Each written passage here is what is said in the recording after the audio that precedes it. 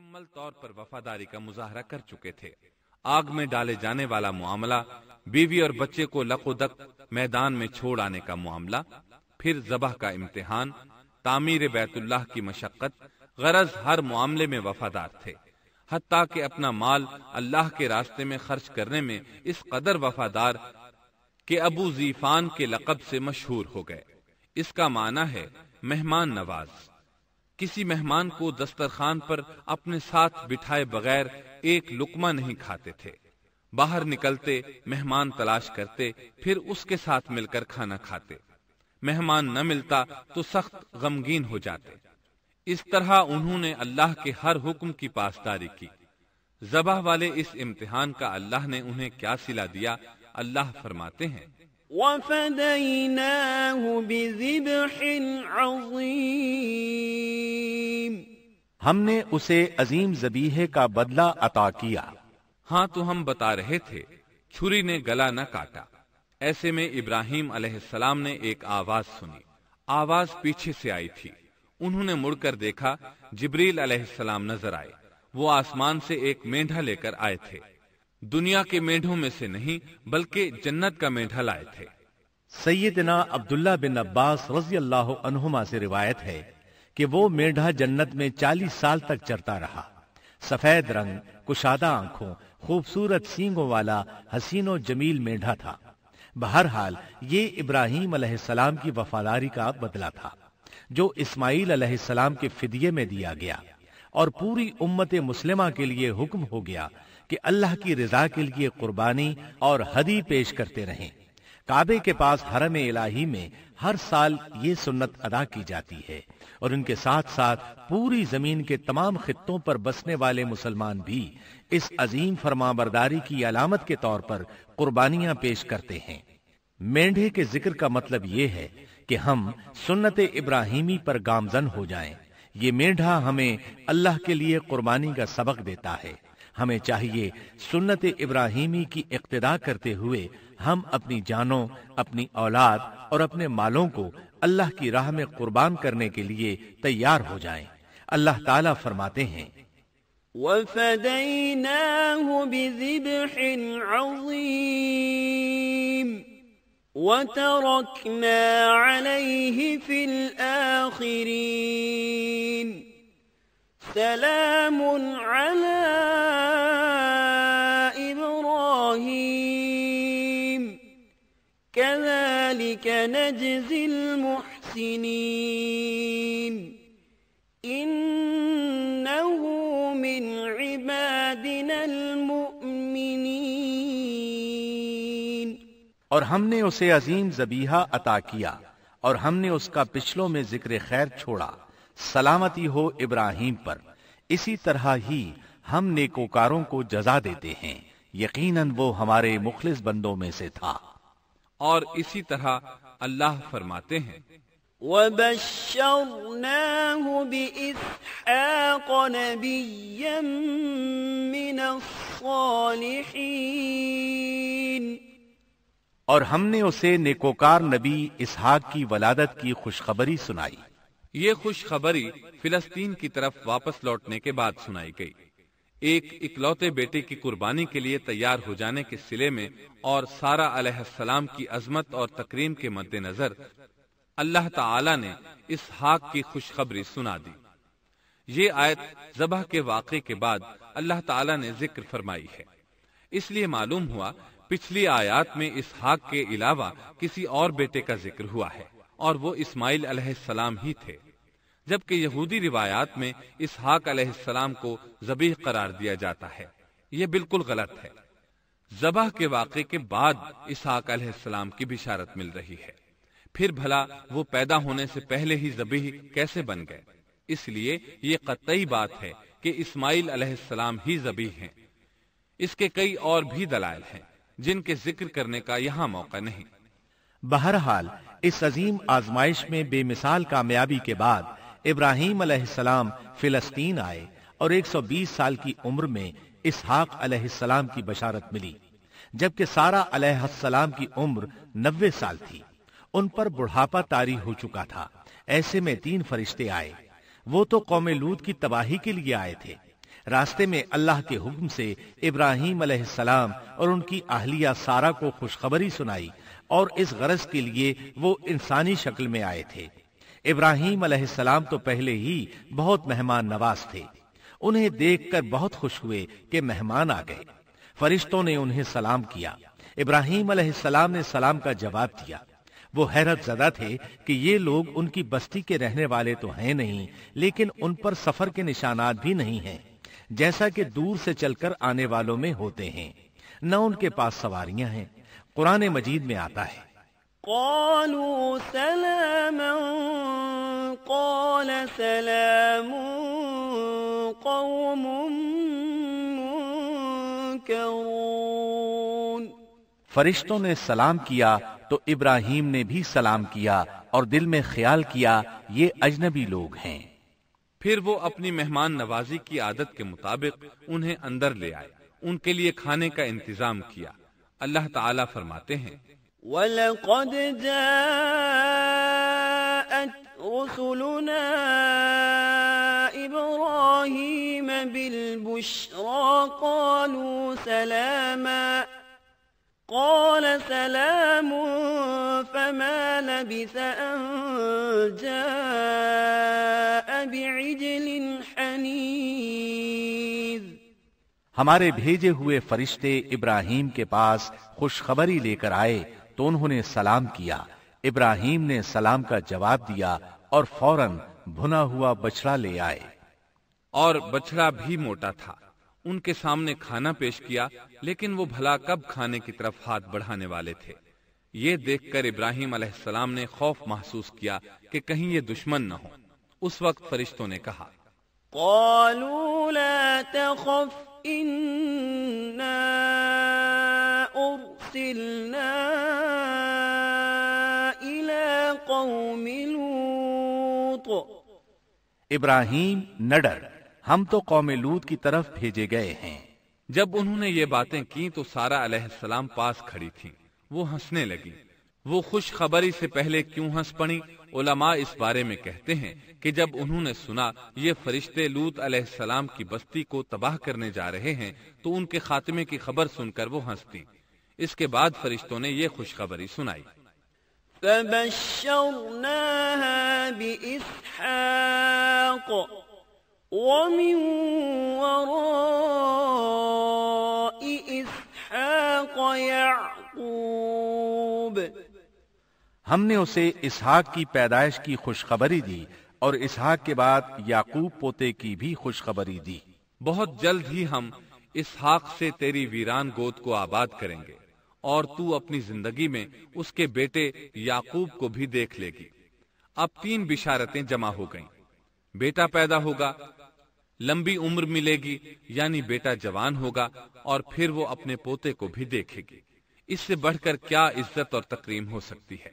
اس لیے جب نبی کریم صلی اللہ علیہ وسلم سے پوچھا گیا کریم یعنی عزت والا کون ہے، تو آپ نے فرمایا کریم بن کریم بن کریم بن کریم، یعنی یوسف بن یعقوب بن اسحاق بن ابراہیم علیہ السلام۔ مطلب یہ کہ نبی بن نبی بن نبی بن نبی۔ یہ یوسف علیہ السلام کی شان ہے کہ خود بھی کریم، باپ بھی کریم، دادا بھی کریم اور پردادا بھی کریم۔ اس سے بڑھ کر عزت افزائی کیا ہو سکتی ہے؟ بہرحال فرشتوں نے انہیں خوشخبری دی۔ وَبَشَّرُوهُ بِغُلَامٍ عَلِيمٍ۔ پھر انہوں نے ابراہیم کو ایک صاحب علم لڑکے کی بشارت دی۔ خوشخبری سن کر سیدہ سارہ حیران ہوئی، مارے حیرت کے منہ سے ہلکی سی چیخ نکل گئی۔ انہوں نے اپنے رخسار پر ہاتھ مارا جیسا کہ عورتوں کی عادت ہوتی ہے۔ کہنے لگی، ہائے افسوس، کیا میں بچہ جنوں گی حالانکہ میں بانجھ ہوں اور میرے خاوند بوڑھے ہیں؟ یہ تو حیرت کی بات ہے۔ ایک دوسری جگہ اللہ تعالیٰ نے یہ الفاظ فرمائے، کہنے لگی میں بوڑھی اور بانجھ ہوں، بھلا میں بچے کو کیسے جنم دوں گی؟ اس پر فرشتوں نے کہا، تو اللہ کے حکم پر تعجب کرتی ہے، اے اہل بیت، یہ تو اللہ کی تم پر رحمت اور برکت ہے، وہ بہت بزرگ اور قابل تعریف ہے۔ دوسری آیت میں ہے، انہوں نے کہا، اسی طرح تیرے رب نے فیصلہ کیا ہے اور ہمیں کہا ہے، یقیناً وہ بہت حکمت والا ہے اور علم رکھنے والا ہے۔ یہ تھی اسحاق علیہ السلام کی ولادت کی خوشخبری۔ ابراہیم علیہ السلام مکے میں سیدنا اسماعیل علیہ السلام سے ملنے کے لیے آتے رہتے تھے۔ ایک روز آئے تو ان سے کہا، اے میرے بیٹے، اللہ تعالیٰ نے مجھے حکم دیا ہے کہ اس مقام پر اللہ کا گھر تعمیر کرنا۔ اسماعیل علیہ السلام نے فوراً کہا، میں حاضر ہوں۔ اس طرح انہوں نے کھدائی شروع کی۔ ایسے میں انہیں شیش علیہ السلام کی تعمیر کے آثار نظر آئے۔ انہوں نے اس پر تعمیر شروع کر دی۔ ایک روایت میں یہ بھی ہے کہ انہوں نے فرشتوں والی بنیادوں کے آثار بھی دیکھے۔ نبی کریم صلی اللہ علیہ وسلم کی جوانی کے دنوں میں جب مکے کے قریش نے کعبے کی تعمیر نئے سرے سے کی تو انہوں نے اس کی بنیادوں کو گہرا کرنا چاہا۔ وہ کھدائی کرتے ان سبز پتھروں تک پہنچ گئے جو پہاڑوں کی چوٹیوں کی طرح نظر آ رہے تھے۔ انہوں نے ان پتھروں کو نکالنا چاہا۔ ایک شخص نے کدال کے ذریعے ایک پتھر کو باہر نکالا تو اس کے نیچے سے اتنا نور نکلنے لگا کہ قریب تھا وہ شخص اندھا ہو جاتا۔ پھر پتھر خود بخود نیچے جا گرا اور اپنی جگہ پر جم گیا۔ اس کے بعد لوگوں نے ان پتھروں کو ہاتھ نہ لگایا اور تعمیر شروع کر دی۔ قرآن مجید میں تعمیر کعبہ اور بیت اللہ کا تذکرہ اس طرح آیا ہے، وَإِذْ بَوَّأْنَا لِإِبْرَاهِيمَ مَكَانَ الْبَيْتِ أَلَّا تُشْرِكْ بِي شَيْئًا وَطَهِّرْ بَيْتِيَ لِلطَّائِفِينَ وَالْقَائِمِينَ وَالرُّكَّعِ السُّجُودِ۔ اور جب ہم نے بیت اللہ کے مکان میں ابراہیم کو جگہ دی اور فرمایا کہ میرے ساتھ شرک نہ کرنا اور میرے گھر کو طواف، قیام اور رکوع و سجود کرنے والوں کے لیے پاک رکھنا، اور فرمایا، ان اول بیت وضع للناس للذی ببکۃ مبارکا وہدی للعالمین فیہ آیات بینات مقام ابراہیم ومن دخلہ کان آمنا۔ بے شک لوگوں کے لیے جو پہلا گھر تعمیر کیا گیا ہے وہ مکہ میں ہے، وہ جہان والوں کے لیے برکت اور ہدایت کا ذریعہ ہے۔ اس میں واضح نشانیاں ہیں، مثلا مقام ابراہیم، تو جو کوئی حرم میں داخل ہوگا وہ امن میں آ جائے گا۔ اور فرمایا، اور یاد کرو اس وقت کو جب ابراہیم کو اس کے پروردگار نے کئی باتوں کے ذریعے آزمایا، وہ ان میں پورے اترے تو اللہ نے فرمایا، میں آپ کو تمام لوگوں کا امام بنا رہا ہوں۔ ابراہیم نے کہا، اے میرے رب، میری اولاد میں سے بھی امام بنائیے۔ جواب میں اللہ نے فرمایا، میرا امامت کا وعدہ ظالم لوگوں کے لیے نہیں ہے۔ اور اس وقت کو یاد کرو جب ہم نے بیت اللہ کو ثواب اور امن کی جگہ بنا دیا اور لوگوں نے مقام ابراہیم کو جائے نماز بنا لیا۔ ہم نے ابراہیم کو حکم دیا کہ میرے گھر کو طواف، اعتکاف، رکوع اور سجود کے لیے پاک رکھو، اور وہ وقت بھی یاد رکھو جب ابراہیم نے دعا کی، اے پروردگار، اس شہر کو امن والا بنا دے اور اس کے مومن بندوں کو پھلوں کا رزق عطا کر۔ اللہ تعالیٰ نے فرمایا، میں کافروں کو بھی تھوڑا فائدہ دوں گا، پھر انہیں آگ کے عذاب کی طرف بے بس کر دوں گا، یہ پہنچنے کی جگہ بری ہے۔ اور وہ وقت یاد کرو جب ابراہیم اور اسماعیل بیت اللہ کی بنیادوں کو بلند کر رہے تھے اور دعا مانگ رہے تھے، اے ہمارے رب، ہماری محنت کو قبول فرما، تو دعا کو سننے والا، جاننے والا ہے، اور ہمیں اپنا فرما بردار بنا، ہماری اولاد میں سے بھی ایک فرما بردار گروہ بنا، اور ہمیں عبادت کا طریقہ سکھا اور ہم پر رجوع فرما، کیونکہ تو ہی توبہ قبول کرنے اور رحم فرمانے والا ہے۔ اے ہمارے رب، ان لوگوں میں انہی میں سے ایک رسول بھیج جو ان پر تیری آیات کی تلاوت کرے اور انہیں کتاب و حکمت سکھائے، انہیں پاک کرے، یقیناً تو غالب حکمت والا ہے۔ تعمیر کے دوران جب ابراہیم علیہ السلام اس مقام تک پہنچے جہاں آج حجر اسود ہے تو اللہ تعالیٰ نے جنت سے ایک سفید پتھر بھیجا۔ حدیث میں ہے یہ پتھر نہایت سفید تھا، اب سیاہ ہو گیا ہے۔ انسانوں کی غلطیاں اس کے سیاہ ہونے کا سبب بنی۔ جب دیواریں انسانی قد کے برابر ہو گئیں تو اسماعیل علیہ السلام ایک پتھر لے آئے۔ اب ابراہیم علیہ السلام اس پتھر پر کھڑے ہوئے، وہ ننگے پاؤں تھے۔ اسی وقت پتھر پگھل گیا، ان کے پاؤں اس کے اندر کسی قدر دھنس گئے، پتھر پر ان کے پیروں کے نشانات آ گئے۔ اسی پتھر کو آج مقام ابراہیم کہا جاتا ہے۔ پہلے یہ پتھر بیت اللہ کی دیواروں کے ساتھ رکھا گیا تھا۔ جب لوگ طواف کے لیے آتے تو سیدنا ابراہیم کے پیروں کے نشانات دیکھنے کے لیے یہاں ہجوم ہو جاتا۔ اس طرح طواف کرنے والوں کو دقت کا سامنا ہوتا۔ سیدنا عمر رضی اللہ عنہ نے صحابہ کرام کے مشورے سے اس پتھر کو اس جگہ سے قدرے ہٹا کر نماز کی صفوں کے قریب کر دیا تاکہ طواف کرنے والوں کو دقت نہ ہو۔ یہ مقام بہت مقدس ہے۔ اللہ نے فرمایا ہے وَاتَّخِذُوا مِن مَّقَامِ إِبْرَاهِيمَ مُصَلًّى، تم مقام ابراہیم کو جائے نماز مقرر کر لو۔ مقام ابراہیم کے قریب اس کے پیچھے ہو کر نماز پڑھنے کا موقع مل جائے تو لازماً وہاں 2 رکعت ادا کیا کرو۔ موقع نہ ملے تو پھر پوری مسجد حرام میں طواف سے فراغت والی 2 رکعت پڑھ لیا کرو۔ اس طرح کعبہ تعمیر ہوا، تب نیا حکم آیا۔ وَلِلَّهِ عَلَى النَّاسِ حِجُّ الْبَيْتِ مَنِ اسْتَطَاعَ إِلَيْهِ سَبِيلًا وَمَن كَفَرَ فَإِنَّ اللَّهَ غَنِيٌّ عَنِ الْعَالَمِينَ۔ لوگوں میں جو استطاعت رکھے اس پر اللہ کے لیے حج بیت اللہ فرض ہے، اور جو شخص جان بوجھ کر اعراض کرے تو اللہ جہانوں سے بے نیاز ہے اور اسے اس کی کوئی پرواہ نہیں۔